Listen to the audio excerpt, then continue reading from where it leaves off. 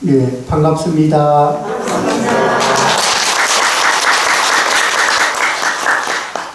네, 오늘은 관음제일, 내일은 입춘. 그리고 입춘은 무엇이냐? 그러면 이제 동지와 입춘을 같이 생각을 하면, 동지는 겨울이 가장 깊은 지점이기도 하고, 가장 깊은 겨울에 이르렀다가 이제 그 깊은 겨울을 벗어나는 터닝 포인트가 되는 날이에요. 그렇다면은 땅 속에서는 이제 그 냉기 위주로 점점 냉해지다가 이제는 따뜻한 기운이 그 땅 속에서 움트기 시작하는 시점이 동지라고 합니다. 그러면 입춘은 어떤 것이냐 하면은 땅 위에 따뜻한 기운이 이제 돌기 시작하는 시점이죠. 그래서 그러면 아직도 추운데 어떻게 따뜻한 기운이 돕니까? 이렇게 물으면은 우리는 따뜻한 기운을 못 느끼지만은 나무는 지금 이 기운을 이제 따뜻하게 느끼기 시작합니다. 즉 싹을 내기 시작하는 준비를 하죠. 자, 이제 그런 시점입니다. 그러면은 이 자연은 다시 생명력으로 희망을 갖는 시기이기도 하고, 또 그 동식물들은 이 기운을 굉장히 따뜻하고 부드러운 느낌으로 받습니다. 우리가 관세음보살님을 생각할 적에 관세음보살님은 대자대비하신 분, 즉 우리한테는 봄바람 같으신 분입니다. 우리들의 언 마음을 녹여주시는 분이죠. 자, 관세음보살님이 그렇게 대자대비하시고 굉장히 훌륭한데 어떻게 훌륭하냐 하면은 관세음보살님의 보문품, 관세음보살님에 대해서 이렇게 설명하는 경전이 대표적으로 세 군데가 있습니다. 먼저 법화경의 관세음보살 보문품, 또 화엄경의 이 관자재장, 관세음보살님을 관자재라고도 하죠. 53선지식 중에서 관자재장에 또 얘기가 나옵니다.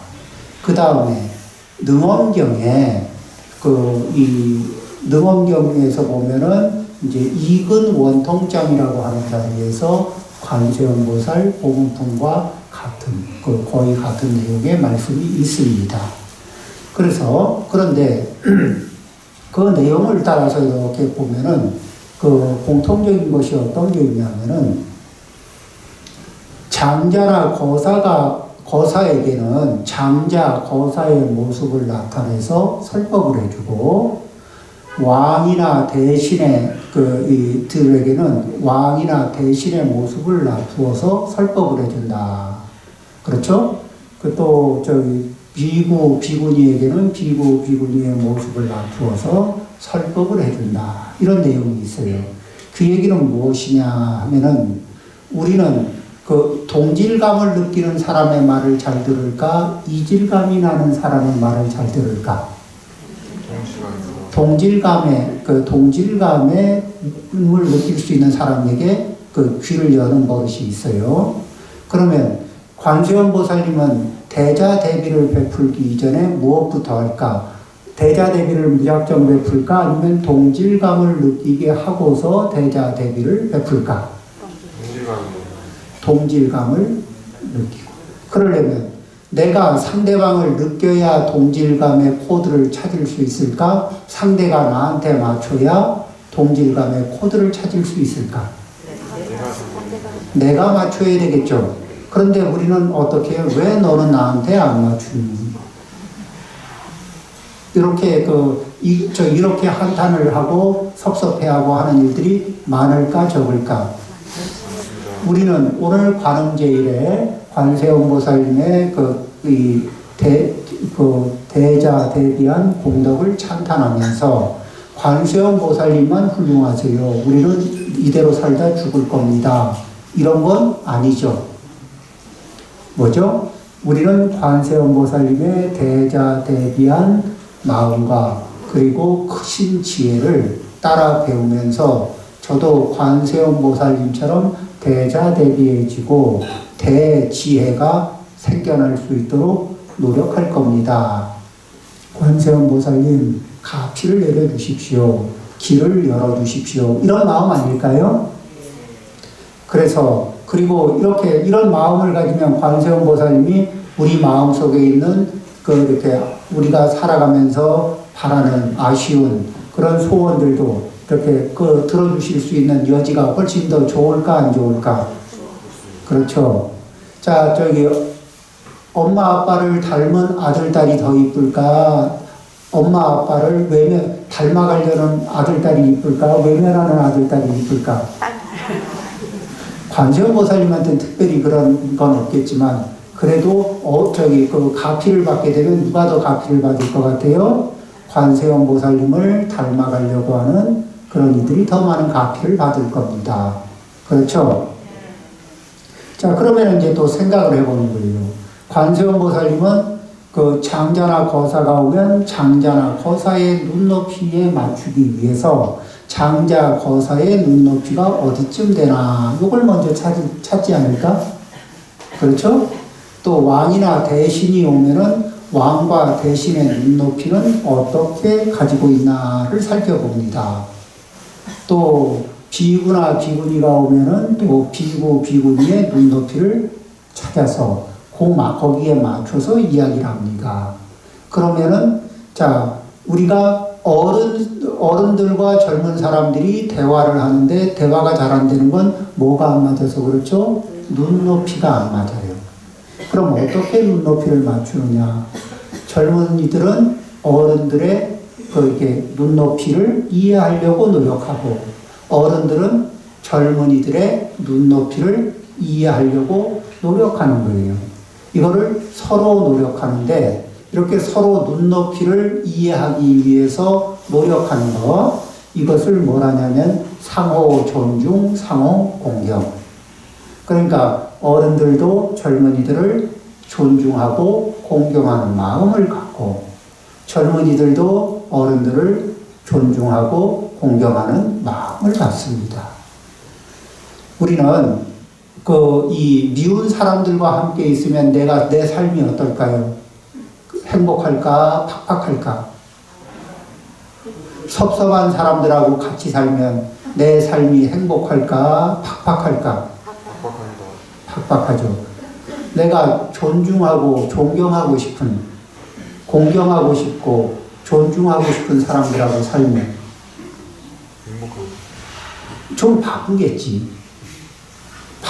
내가 존중하고 공경하는 분하고 살면은 조금 손발을 조금 더 움직일 일은 있겠지. 근데 서로가 서로에게 존중하고 공경하는 마음이 있으면 그러면 손발이야 조금 더 부지런하게 움직이게 되겠지만 그게 우리를 불행하게 만들지는 않을 거라고 봅니다. 관세음보살님이 모든 중생들의 고난의 얘기를 귀 기울여 들어주시니까 관세음보살님은 천개의 손, 천개의 눈을 가져도 바쁠까 안 바쁠까? 여전히 바쁠 것 같아요. 천개의 손, 천개의 눈을 가지고 있어도. 그렇죠? 천수천한 관세음보살님도 바쁘십니다. 그러면 관세음보살님은 행복하실까? 불행하실까? 네, 행복하시죠. 도움이 됩니까? 자, 그럼 우리의 마음은 관세음보살님을 닮아가는 마음은 봄바람과 같은, 누가 나를 바라보면서 나에게 어떻게 하면 나에게 도움이 될 수 있을까 하면서 나를 바라봐 주는 분이 있어, 주변에. 1번, 2번, 3번, 10분 중에 9분이나 나에게 어떻게 하면 도움이 될까 하고 바라봐 주는 분이 있어. 나는 좋은 환경에 살까? 힘든 환경에 살까? 좋은 환경. 그러면 내가 가는 곳마다 또 저분은 어떤 부분을 아쉬울까? 어떤 부분을 이렇게 도와주면은 이렇게 좀 많이 그렇게 위로가 될까? 이런 것들을 이렇게 감각적으로 찾는 사람이 있다면 그런 걸 감각적으로 찾아내고 처음에는 잘 찾아질까? 아니면 잘 안 보일 때도 있을까? 미운 사람 거는 잘 보일까? 안 보일까? 미운 사람 거는 잘 안 보이죠? 네. 그러면은 어떻게 해야 잘 보여요? 존중하고 공경하는 마음을 가질 때. 그럴 때 이제 잘 보이는 겁니다. 그렇게 해서 그러면은 왜 우리는 그런 마음을 가져야 되느냐면 우리가 이제 자비로운 마음을 가지려면은 이런 생각을 합니다. 우리는 살아가면서 어떤 저희 환경 속에서 살아가느냐면은 뭐를 해도 부족해요. 살면서 과거에도 부족했고 지금도 부족해요. 안 그렇습니까? 살아보면 늘 부족해. 그러면 과거에 살았던 거하고 지금 사는 거하고 보면 물질적인 풍요는 어떨까? 비슷할까? 지금이 훨씬 더 좋을까? 지금이 훨씬 더 좋죠? 그럼에도 불구하고 우리는 계속 부족할까? 안 부족할까? 부족해요. 그래서 필요한 게 부족할까? 아니면 비교해서 지기 싫어서 부족할까? 그러니까 음식이 부족해서 부족한 걸까? 남보다 이렇게 폼나게 먹지 못해서 부족한 걸까? 폼나게 먹죠. 지금 폼이 부족하다고 느끼는 거거든. 그런데 그 폼을 재기 시작하면 이 세상의 승자는 몇 명이에요? 한 명. 나머지는 다 부족한 사람들입니다. 그렇죠? 그리고 그러면 부족한 상태, 실제는 부족하지 않지만 비교를 통해서 우리는 많이 부족한 삶을 살아요. 그리고 내가 부족하다는 느낌이 있으면 나는 여유가 있을까? 마음이 팍팍해질까? 마음이 좀 팍팍해져요. 우리는 욕망의 규칙, 우리가 가지고 있는 욕망의 규칙에 대해서 이해를 합니다. 관세음 보살님의 봄바람 같은 마음을 우리 가슴 속에서 일으키기 위해서 우리 욕망의 특징을 이해할 필요가 있어요. 우리는 이 함정에 늘 빠지는 거예요. 내가 어떤 소소한 욕심을 가지고 있습니다. 희망사항이죠. 그게 채워지면 기쁘죠? 그러면 기쁘고 만족합니다. 그런데 기쁘고 만족스러운 게 오래 갈까? 아니면 조금 있으면 또 시들해질까? 시들해져. 그래서 시들해지고 나면은 욕심이 그만큼, 앞에만큼 그대로 있을까? 아니면 조금 더 커져야 만족하고 싶을까? 뭔가 조금 더 큰 것을 채워줘야 만족할 것 같죠? 그래서 욕심을 조금 더 키웠어. 그리고 또 그 욕심을 채워주면 만족하고, 그 다음엔 익숙해지고, 그 다음엔 시들해지고, 그 다음엔 초라해지고. 이 과정을 거칠까, 안 거칠까? 처음에 300만원 월급 봉투, 500만원 월급 봉투를 받을 때는 그게 웬 득템. 이런 느낌도 있었을까, 없었을까? 있었지. 그 다음에 300만원 봉투가, 500만원 봉투가 여러 번 반복되고 1년도 가고 2년도 가면 계속 웬 득템 이럴까? 아니면은 이제는 익숙해지고 그 다음엔 점점 그것이 초라해지고 이런 과정을 거칠까 안 거칠까? 그렇습니다. 월급 봉투가 작아졌나? 아니면 내 욕망의 기대치가 커졌나? 욕망의 기대치가. 그러면서 우리는 무엇을 키우고 있어요? 불만족을 키웁니다. 우리가 불만족을 키우면은, 월급 봉투가, 그러니까 불만족을 키운다는 얘기는 소비 지수를 높이면은 불만족의 지수가 높아질까, 안 높아질까? 내가 소비하는 패턴을 높여놓고 나면 내 월급 봉투와 관련해서 불만족 지수가 높아질까, 얕아질까? 높아져요. 그러면 불만족 상태가 커지면 커질수록 내 삶의 질이 좋아질까, 나빠질까? 나는 이제 내가 불만족을 느끼고 욕망을 더 크게 느끼면서 내 삶을 더 개선하려고 했는데 그 내 삶을 점점 팍팍하게 만들어가는 원인이 되죠. 그런데 그렇게 해서 500만 원짜리가 700만 원이 돼도 그러면 또 만족하다가 익숙해지다가 시들해지다가 그 다음에 또 그게 초라해지는 날도 있을까 없을까? 이 규칙은 그 봉투가 얼마가 됐든지 그 규칙을 돌아요 안 돌아?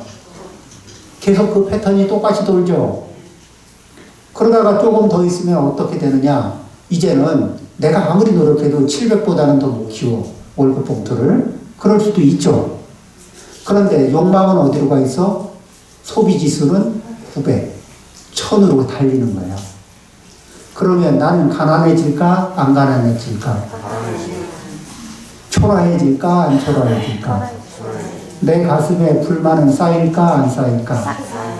내 가슴에 봄바람은 불까? 안 불까?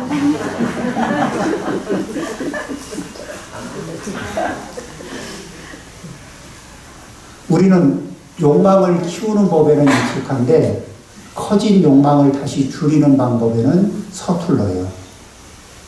자동차로 전진하는 법은 아는데 후진하는 법을 모르는 거예요. 그런데 운전을 잘하려면, 인생 운전을 잘하려면 전진도 잘하고 후진도 잘해야 되겠죠. 그러듯이 이 형편에 맞게 욕망 사이즈를 조절한다. 내 형편에 맞게 욕망 사이즈를 조절할 수 있는 사람은, 희망 사이즈를 조절할 수 있는 사람은 능력자일까? 아닐까? 능력자. 그게 더 능력자예요. 그걸 뭐라 그러죠? 소욕. 욕망을 줄이는 능력. 그 다음에 지족. 거기에서 형편 안에서 만족할 줄 아는 능력. 그게 지족. 그래서 소욕 지족을 하면은 자기를 불만족 상태, 불행한 상태에 몰아넣을까, 안 몰아넣을까? 안 몰아넣을. 여유가 있을까, 없을까? 매번 여유가 있어요. 그러면 내 가슴에서 봄바람이 사라질까? 계속 불까? 우리는 이제 이렇게 자기의 욕망이 커지는 방향에 익숙하지만 욕망을 형편에 따라서 키울 수도 있지만 형편에 따라서 줄일 줄도 아는 이런 연습을 자, 그럼 이제 관세음 보살님이 이 부처님을 만나면 보살로서의 위신을 다 드러낼 수도 있죠. 그럼 능력을 100으로 드러내기도 하고, 그 다음에 장자나 거사를 만나면 장자나 거사의 모습을 보여요. 그러면 그거는 능력치를 다 드러낸 걸까? 아니면 좀 줄인 걸까? 많이 줄인 거죠, 모습을. 그 다음에, 그런 식으로. 어떨 때는 다 드러낼 수도 있고, 어떨 때는 능력, 이렇게 외형을, 보여주는 외형을 훨씬 더 줄여서. 그러면서도 어떻게 해요? 이 모든 대상들에게 눈높이 맞춤형 서비스를 해요. 우리는 첫 번째, 내 가슴에 따뜻한 기운이, 봄바람이 늘 이렇게 봄 기운이 머물게 하기 위해서는 무엇을 하느냐? 내 형편에다 눈높이를 맞춥니다. 남의 형편에다 너한테는 지기 싫어. 이런 거 다 바보 같은 짓이에요. 내 형편에다 눈높이를 맞춥니다. 그렇죠? 내 형편에 눈높이를 맞춘 상태에서 그 다음에 그냥 내 형편에 맞게 다 쓰나 아니면은 조금 줄여서 쓰나? 여유분이 있어야 되나 없어야 되나? 여유분이 있어. 그러면 삶에 여유가 있는 거예요. 그렇죠? 그렇게 하고 그렇게 삶의 여유가 있으면은 나만 보이는 게 아니라 그 같이 사는 배우자의 형편도 보이고 또 아들, 딸, 부모, 형제의 모습도 눈에 들어오고 그렇죠? 그 다음에 사회적으로 불우한 사람들의 모습도 눈에 들어오고 여유분이 있으면 그런 게 들어와요. 그런데 내가 여유분이 없잖아요? 그러면 어떤 생각이 드느냐? 나 살기도 빠듯한데. 이런 생각에 돌아볼 여유가 없어. 거기에는 봄바람이 있을까 없을까? 휴머니즘. 가슴에 이 휴머니즘이 있어야 되는데 그게 그 여유분이 없으면은 이 휴머니즘을 가질 수가 없어. 그렇죠? 그래서 우리는 관세음 보살님의 대자대비한 마음. 그 다음에 그러기 위해서는 어떻게 한다? 우리는 아상, 이 관세음 보살님은 무아상의 경지에 계신 분인데 우리가 아상을 가지고 있으면 어떤 게 있냐면 내가 주인공이고 싶다. 내가 장악하고 싶다. 내가 지배하고 싶다. 내가 주도하고 싶다. 이런 욕망이 막 올라와. 아상을 타고. 그래서 나 혼자 주도함, 내가 여기 이제 개모임을 갔는데, 아니면 친구 모임, 개모임에 갔는데, 어떤 사람이 혼자서, 나 혼자 주도하고 싶어. 나 혼자 이 상황을 지배하고 싶어. 그런 곳이 있으면은, 다음번에 또 가고 싶을까, 안 가고 싶을까? 안 가고 싶어. 그러면 집에 들어갔는데, 집안에 누군가가 이 집안의 에너지를 나 혼자 지배하고, 나 혼자 주도하고, 나 혼자 장악하고 싶어. 이러고 있으면은 다들 집에 일찍 들어가고 싶을까? 천천히 들어가고 싶을까? 집에 아상을 쓰는 사람이, 아상의 에너지를 쓰는 분이 집에 많으면 많을수록 집에 봄바람이 불까? 겨울바람이 불까? 겨울바람. 그러면 우리는 무아상의 공부를 해야 될까? 말아야 될까? 자, 무아상의 마음을 공부를 많이 하면 할수록 우리는 자비심이 늘어날까? 잔인한 마음이 늘어날까? 자비심이 늘어나죠. 그렇죠? 이렇게 대자대비한 마음, 그리고 상대의 눈높이를 알아보기 위해서 우리는 같이 살아가는 사람, 나하고 인연이 있는 사람들에 대해서 공부를 할 필요가 있을까, 없을까? 왜 내 얘기를 많이 하고 싶은 사람들은 너는 나를 공부해라 이 소리거든.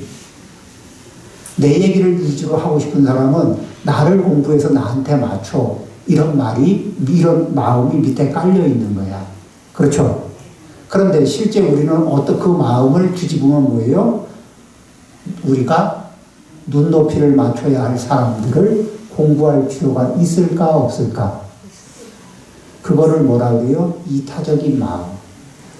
상대를 이해하는 마음. 그런데 그렇게 상대를 이해하려는 마음을 가지고 꾸준하게 노력하면 지혜가 생길까, 안 생길까? 지혜가 생기면 인생에 여유가 있을까, 없을까? 그렇죠? 남이 나한테 맞춰주면 기뻐하고 안 맞춰주면 삐지고 이러면서 한평생 살다가 갈 거예요? 그게 아니라 내가 언제든지 관세음 보살님처럼 맞추고 싶으면 언제든지 눈높이를 발견하고 그 눈높이에 맞춰서 행동할 수 있는 대자유, 자유자재의 능력을 우리가 좀 기르고 나면 인생 살기가 편할까, 힘들까? 편합니다. 자, 관세음 보살님을 공덕을 기리고 관세음 보살님을 닮아가는 우리 관음사 불자님들, 오늘 이렇게 해서 법사가 이야기한 이런 내용을 위주로 올 한 해 이 내일 입춘 해서 가슴에 따뜻한 봄 기운을 늘 간직한 채 삶을 상호 존중, 상호 공경하면서 행복한 삶을 살아가고 행복한 삶을 만들어가는 불자가 되겠다는 다짐 하시겠습니까? 네. 감사합니다. 마치겠습니다.